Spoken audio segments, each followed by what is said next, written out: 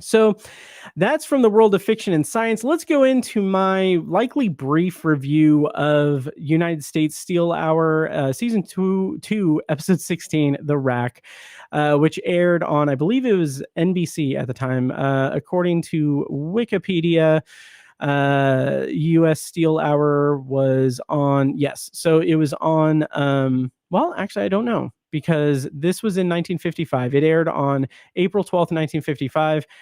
My source says that US Steel Hour aired on NBC from 1949 to 1953. So after that, I don't know what network it was on, but The Rack aired on April 12th, 1955. It was written by Rod Serling. The plot summary is a decorated Korean War hero inexplicably collaborates with the enemy while interred in a POW camp and is court-martialed. Director for this episode of the U.S. Steel Hour was Alex Segal.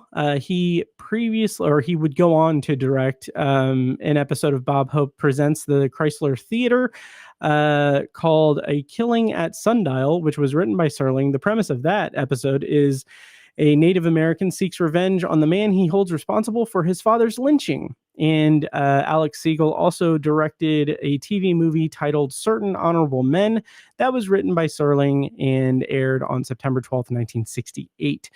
That plot summary for Certain Honorable Men is the protege of a powerful congressman discovers his boss's corruption. As mentioned before, this teleplay of The Rack was written by Rod Serling. And it is available in its entirety on YouTube, courtesy of, I think it's like UCLA, like arts or something. I can't remember exactly what it is, what the institution is, but it's like, I'm about to find it here, I promise. So it is the UCLA Film and Television Archive. So they have it up on YouTube in its entirety, including act breaks and the sponsored ads and everything. It's pretty interesting. It's a good piece of television there. Starring in this episode of US Steel Hour is Wendell Corey as Captain Sam Moulton. Why do I have him top billed? That's interesting. So Wendell Corey appeared in an episode of Climax called To Wake at Midnight, which was written by Serling and directed by John Frankenheimer, that aired on June 23rd, 1955. He also appeared in The Arena, which was an episode of Studio One that was written by Serling and aired in April of 1956. Co-starring as Steve Wasnik is Keenan Wynn, who appeared in the Playhouse 90 version of Requiem for a Heavyweight, which I reviewed in episode 22 of this podcast. And he also appeared, of course, in the season 1 finale of The Twilight Zone, A World of His Own, which I reviewed in episode 31 of the podcast. Co-starring, or arguably starring, I don't know why he's third billed in my list, as Captain Edward Hall Jr. is Marshall Thompson. This was his only time working with anything related to Serling that I could find. And rounding out the cast as Edward Hall Sr. is Nicholas Joy, who appeared in an episode of Lux Video Theater in 1953 titled The Inn of Eagles, which was written by Serling. And he also appeared in a 1954 episode of Studio One called UFO that was written by Serling as well. So a bit of trivia I have for this episode of television is that Rod Serling apparently took 19 months to complete the teleplay. Now, I got this from the trivia page for the movie version that I'm going to be reviewing later in this episode with Tiny. But by all intents and purposes, I believe this is referring to the teleplay that Serling actually wrote, because the script for the movie was obviously adapted from Serling's teleplay. So the trivia says Rod Serling took 19 months to complete the teleplay, the longest he ever spent writing a single screenplay.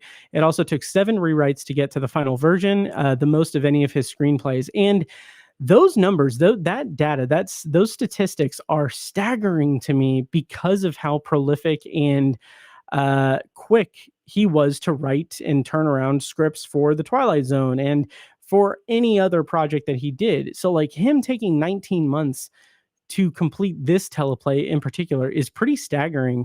And it really comes through in the finished product because it's really well done. I'm going to talk about it a bit more with Tiny in relation to how the how the film adapted it and everything. So I'm going to be a little bit light on the actual review of the teleplay, but I really enjoyed it. I thought that it was a pretty fascinating view of military obligation and what it takes to be kind of a member of the military in a sense, and what that takes away from you, and what accountability looks like in terms of creating a sense of duty and honor and upholding that sense of duty and honor. So I am actually going to play a clip from late in the episode that I think sums up the teleplay really well. Like sums up the episode really well. I'm gonna just kind of let this play, and hopefully it plays through fine. But this is where Wasnik, it's I think this is on the eve of the actual not sentencing, but the resolution of the court case of the court martial. And so he has met with the chaplain of a church where Edward Hall is in, and I'm going to play that clip right now. I tell you what I'd answer. I'd answer, Captain Hall, morality is not a weakness. It's a strength. It should have sustained you, but it didn't. This is a reason, but it's not an excuse. And I'd add this. In the eyes of men, you're guilty of weakness and must stand alone, without honor. But in the eyes of God, your weakness is the weakness of the race of men. And this guilt that shows itself in wars and prison camps and brutality, this guilt you can share with all of us. Oh, you'll bear the cross, the sentence, the stigma perhaps, but the conscience must rest with your fellow men. For our crime is that though we believe in God, we don't act as if we believed. Your guilt, Captain Hall, is breaking faith in a prison camp. The guilt of men is that there are prison camps. And that line right there, that line where he says your guilt is breaking in a prison camp, and the guilt of men is that there are prison camps, is such a profound, like, thesis statement for this episode, for this entire show, for this entire teleplay. It is such a brilliant and beautifully resonant just like summation of what the morals of the episode are. And that is, and I'll talk about this later in the review of the film, but it's about like that conflict between military duty and what is expected of our soldiers. It's what is expected of our military personnel, and how we treat those who are not able to withstand it, or not able to go fully into those expectations. Like someone who is not able to withstand that like level of torment and torture and discomfort and everything is just so at the heart of this entire teleplay. It is at the heart of it, and I think it's something that that Serling's script really explores in a beautiful and